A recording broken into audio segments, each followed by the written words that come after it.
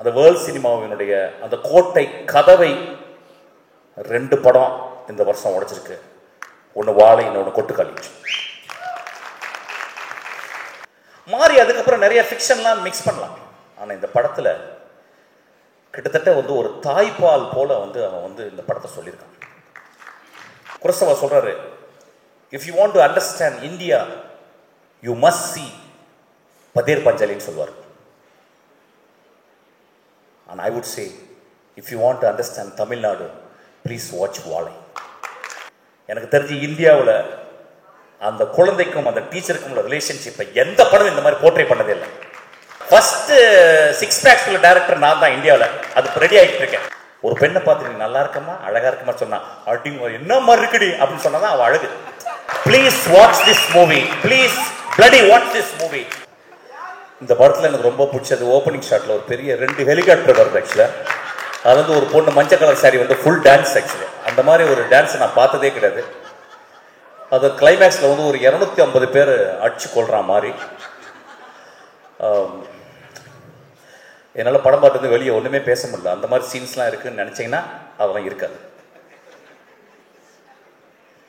நான் ஷூட் பண்ணிக்கிட்டேன். எங்கள் ப்ரொடியூசர் இங்கே தான் உட்காந்துருக்காரு.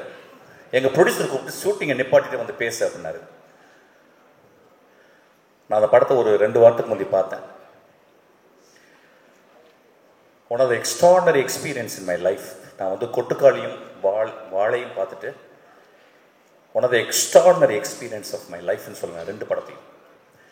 எப்பொழுதுமே ஒரு செஞ்சுரியினுடைய கடைசி பகுதி அல்லது முதல் பகுதி, அதாவது 25 அல்லது 75ல் ஒரு பெரிய ரெனயசன்ஸ் நடக்கும். அந்த மாதிரி இந்த 2000ல் இந்த 2025ல் ஒரு எக்ஸ்ட்ராடனரி ரெனயசன்ஸ் வந்து இந்தியாவில் நடந்திருக்கு. நம்ம சொல்லுவோம் வந்து இந்தியா அந்த தேசத்தில் வந்து ஒரு தமிழகம் வந்து ஒரு சவுத் சைடு வந்து ரொம்ப அப்படி இருக்கும். Actually most of the films நம்ம பார்த்தோம்னா நார்த் இந்தியாவில் நடக்கிற மாதிரி ஒரு பிம்பம் இருக்கும். பட் இந்த 1925ல்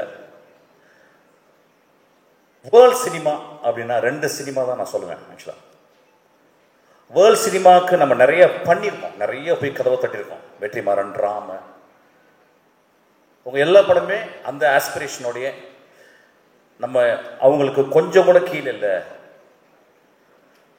ஒரு ஃபாஸ்பின் இருக்கோ, ஒரு ஹெர்சாக்கோ, ஒரு குரோசவாக்கோ நம்ம கொஞ்சம் கூட கீழே இல்லை.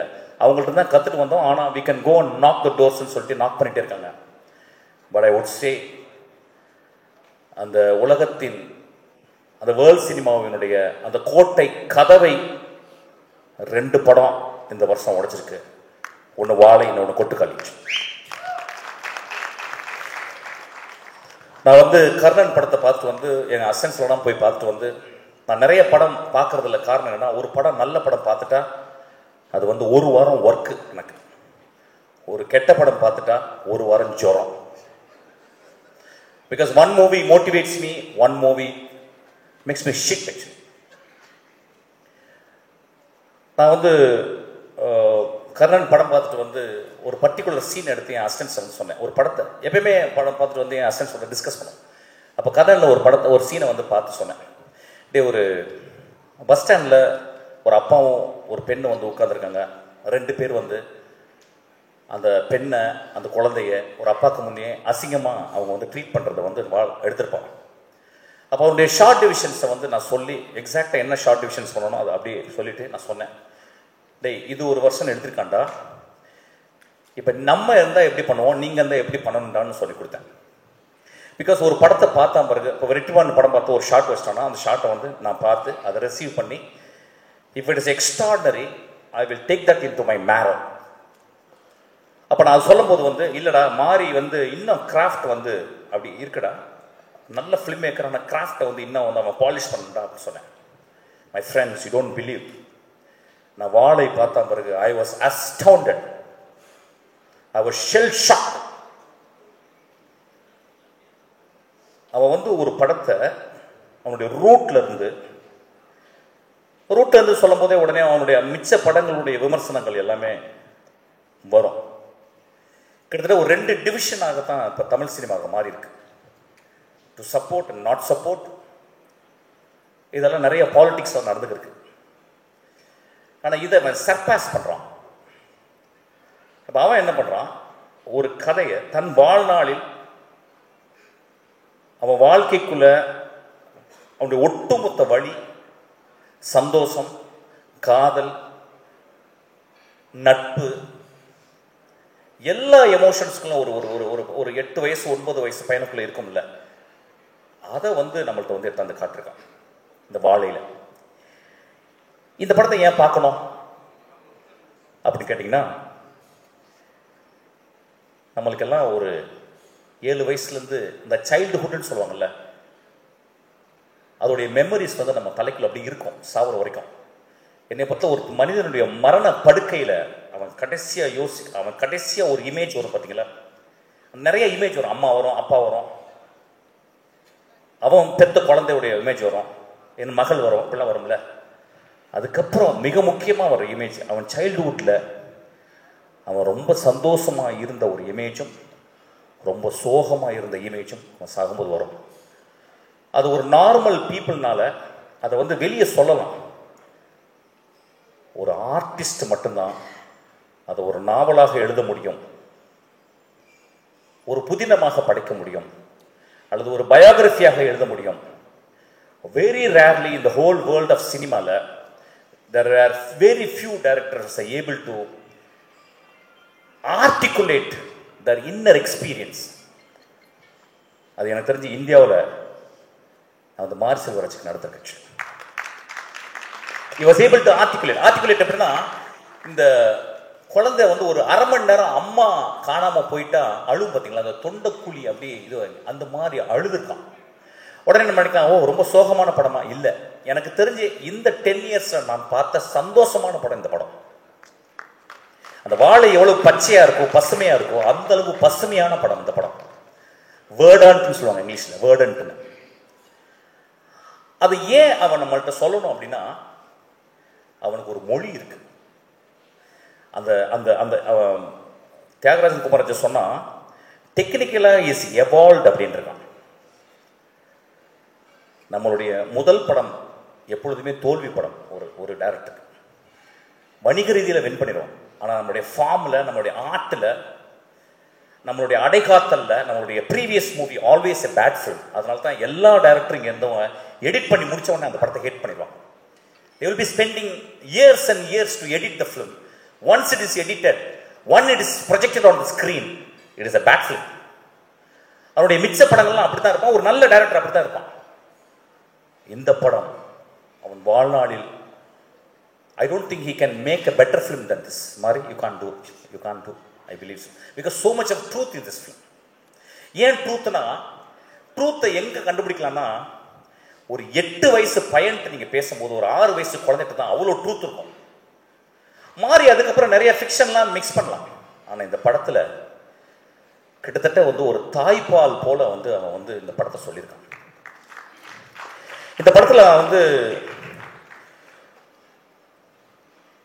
ஃபாமுக்கு இந்த படம் ரொம்ப முக்கியம்ன்றேன். நான் என்ன சொல்ல வந்தேன்னா, அவன் பார்த்த வாழ்க்கையை, மறக்க முடியாத வாழ்க்கையை, நிறுத்தவே முடியாத அந்த அழுகையை, நிப்பாட்டவே முடியாத அவன் புன்னகையை இந்த படத்தில் அப்படியே உறைஞ்சு போய் வச்சிருக்காங்க. எனக்கு தெரிஞ்சு இந்த ஃபார்ம் இந்த படத்தில் அவன் போயிட்டு கேரக்டர் நடக்க சொல்லிட்டு அவன் போய் நின்று பார்த்துருக்கான். இங்கே நின்று நான் பார்த்தனா, அங்கே நின்று பார்த்தனா, இங்கே கேமராவை வைக்கலாமா அப்படின்னு அப்படியே ஒரு கோழி தன் குஞ்சுகளை அடகாக்கும் பார்த்தீங்களா, அந்த மாதிரி ஒவ்வொரு இடத்துலையும் ஒரு கோழியாக அவன் கேமராமேனும் ஆகணும். கேமராமேன் சொல்ல மாட்டேன், நல்ல பையன் அவன். இது முழுக்க மாரியினுடைய விஷன். நண்பர்களே, இந்த மாதிரி ரேரஸ்ட் ஃபிலிம்ஸ் இது ஒரு பெரிய அனுபவம். நம்ம தமிழ் சினிமாவில் என்னன்னு கேட்டிங்கன்னா, இப்போ தான் கொஞ்ச நேரத்துக்கு முன்னாடி தம்பிகிட்ட பேசிக்கிட்டேன். நான் சொன்னேன் டேய் ரஜினி சார் வச்சு ஒரு படம் பண்ணடா, ரொம்ப பியூட்டிஃபுல்லாக இருந்துச்சு, நான் பார்த்தேன், பிடிச்சிருந்தேன். அவன் சொன்னான், சார் என்ன சார் உங்களுக்கு இந்த படம்லாம் பார்ப்பீங்களா? நான் சொன்னேன், இல்லைடா, ரஜினி சாரை ஒரு கேமராவில் அது ஒரு பெரிய ராஜநாகம், அது படம் எடுத்து ஆடும், அதை ஒரு கேமராவில் அடக்கிறது ரொம்ப கஷ்டம்டா, அது ரொம்ப அழகாக பண்ணியிருக்கேன்னு சொன்னேன். ஒவ்வொருத்தங்களும் ஒவ்வொரு ஃபார்மை. ஆனால் இந்த ஃபார்ம் இந்த ஃபார்ம் இந்தியாவின் மிக முக்கியமான, நான் சொல்லுவேன், குரசவா சொல்றாரு, if you want to understand India you must see Pather பஞ்சாலின்னு சொல்வார். And I would say if you want to understand Tamil Nadu please watch வாழை.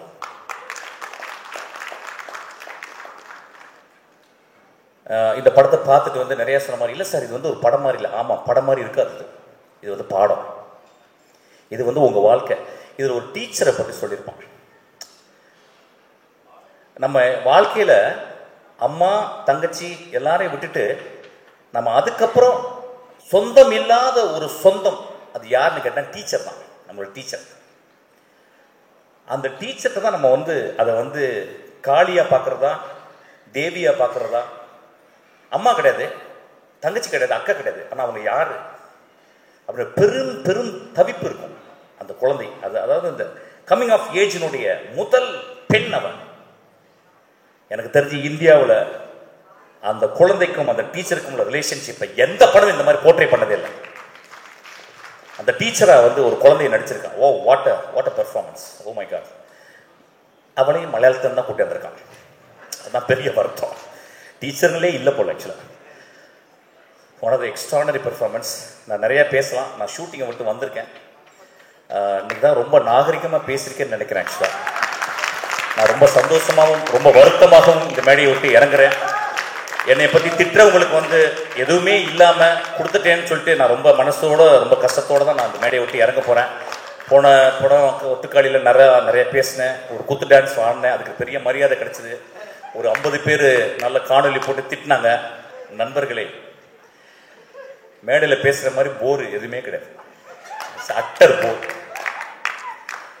I'm not speaking, I'm just performing like a clown, and I'm very sure I'm the most sad clown. இந்த 2 படங்களும் என் வாழ்க்கையை உருட்டி போட்டு விட்டதையா. இந்த 2 படங்களும் என் நாக்கை அப்படியே ஒரு முடிச்சு போட்டுச்சு. என் நாக்கில் எனக்கு பேச முடியல. அப்போ நாங்கள் பேசும்போது அடுத்த வார்த்தை என்ன தெரியக்கூடாதுன்னு நான் பேசுறேன் ஆசைப்படுறேன். ஏன்னா நான் அடுத்த வார்த்தை தெரிஞ்சிச்சுன்னா நான் நல்லா பேசினா, வெற்றிமாறன் நல்லா பேசினா, ராம் நல்லா பேசினான்னு இப்படி ஆயிடும். அதனால நான் கெட்ட வார்த்தைகள் பேசுறதையும் தயவுசெய்து பொறுத்துக்கங்கன்னு சொல்ல வரேன். ஒரு பெண்ணை பார்த்து நீ நல்லா இருக்கமா அழகா இருக்கமா சொன்னா அப்படிங்க என்ன மாதிரி இருக்குடி அப்படின்னு சொன்னாதான் அவள் அழகு. அப்படி சொல்ல விடுங்க. இன்னைக்கு ரொம்ப வருத்தத்தோடு நான் மேடையை விட்டு இறங்குறேன். நான் எதுவுமே பேசல. Please watch this movie. Please bloody watch this movie. It is going to transport you to some other level. ஒரு குரோசவாவையும் ஒரு பிரஸ்தானையும் நான் கண்டுபிடிச்சிருக்கேன்னு சொல்லுவேன். நான் மாரி செல்வராஜையும் கொட்டுக்காளியினுடைய டைரக்டர் வினோத் ராஜையும் என்னுடைய ஆதர்சமான என்னுடைய நண்பர்கள். இந்தியாவின் மிகச்சிறந்த டைரக்டர், உலகத்தின் மிகச்சிறந்த டைரக்டர் நான் பார்க்கறது வந்து வெற்றிமாறன், ராம், என் குழந்தை பேர் டக்குன்னு வரலடா, எமோஷனல் தியாகராஜன் குமார்ராஜ். உடனே எழுதுங்க தண்ணி போட்டா இருந்தாங்க. நான் தண்ணி போட்டு ரொம்ப நாள் ஆச்சு. ஆக்சுவலா நான் ஒர்க் அவுட் பண்ணிக்கிறேன். ஒல்லி ஐட்டம் பாருங்க. ஆக்சுவலா ஃபர்ஸ்ட் 6 packs உள்ள டைரக்டர் நான் தான் இந்தியாவில். அது ரெடி ஆகிட்டு இருக்கேன். So it's a beautiful experience my dear friends. இந்த படத்தை பாருங்க. நண்பர்களே, நம்ம நிறைய படங்கள் பார்க்குறோம், நிறைய படம் பார்க்குறோம். அதாவது வந்து எந்த ரீசனுமே இல்லாமல் ஒரு தியேட்டருக்குள்ள போகிறோம். எந்த ரீசன் இல்லாமல் ரொம்ப சீப்பான படங்கள்லாம் இந்த கண்கள் வந்து எக்ஸ்போஸ் ஆகுது. ரொம்ப மோசமான டைலாக்லாம் வந்து இந்த காதுகள் எக்ஸ்போஸ் ஆகுது. இந்த வாழை, ஒரு வாழை மரத்தை தொட்டு இருக்கீங்களா? வாழை மரத்தை அறுக்கும் போது ஒரு கிரக் அப்படி ஒரு சவுண்ட் கேட்கும், அதை கேட்டிருக்கீங்களா? வாழையினுடைய பழத்தை வந்து மேலே ஏறி பறிச்சு அந்த படத்தில் அப்படி ஒரு குழந்தைக்கு கொடுக்குறான், அப்படி அதை உரிச்சு சாப்பிட்டுருக்கீங்களா? That is the most primal experience, most primal experience. அதான் நம்ம விட்டுட்டோம். ஆக்சுவலாக I am very happy this movie. இந்த படம் நிச்சயமா மக்களை, அதை சொல்றேன், சில படங்கள் வந்து அது வந்து மக்கள்கிட்ட எப்படி ரீச் ஆகும்னா நீங்க சாவர வரைக்கும் இந்த படத்தை பார்ப்பீங்க. இந்த படத்தை ஓடிடியில் வந்த பிறகு உலகத்தில் உள்ள எல்லாருமே பார்ப்பான். ஸ்பானிஷ் அமெரிக்காவில் அங்கே வந்து ஸ்பானியர்ஸ்ல அங்கே வாழைமரம் இருந்தா, மெக்சிகோவில் வாழைமரம் இருக்கும், அவன் பார்த்து அவன் ஐடென்டிஃபை பண்ணிப்பான். அந்த மாதிரி ஒரு படம். எனக்கு ரொம்ப சந்தோஷம். இந்த படத்தில் வந்து நிறைய பேர் நடிச்சாங்க. அவன் பேர்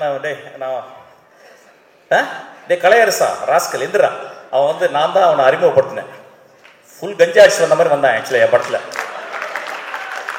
வந்து நடிச்சு கொஞ்சம் நிறையாவே பேசுவான், ஊர்லாம் பேசுவான். அவன் என்ன பெர்ஃபார்ம் பண்ணியிருக்கான், வா. அவன் அந்த வாழ்க்கையை பார்த்துருக்க கூட மாட்டான். அவனுக்கு எப்படி லுங்கி கட்டணும், அவனுக்கு எப்படி வாழையை சுமக்கணும். ஐயா இந்த படத்தில் வாழையை சுமந்திருக்காங்க ஐயா, வாழையை சுமந்திருக்காங்க. ஒரு தாய் தன் குழந்தையை சுமந்தது மாதிரி சுமந்திருக்காங்க. So it's extraordinary experience. ரொம்ப நல்லா இருந்துச்சுடா. ஐ லவ் யூடா. ரொம்ப நல்லா இருந்துச்சுடா. There is miles to go and you prove that's. சூரிய அளவு இல்லை, இருந்தாலும் சூரிய பக்கத்தில் வந்துட்டேன். தேங்க்யூ. உலகத்திலே ரொம்ப சந்தோஷம் ஆர்ட்டை பார்த்து ரசிக்கிறதும், அதை ஒரு பெரிய ஆர்டிஸ்டுங்களோட உட்காந்து ஆர்டிகுலேட் பண்ணுறது தான். I am so happy. எனக்கு நம்ம ஒரு 4 ஆர்கசம் இருக்க மாதிரி ஃபீல் பண்ணுறேன். Thank you so much. Love you.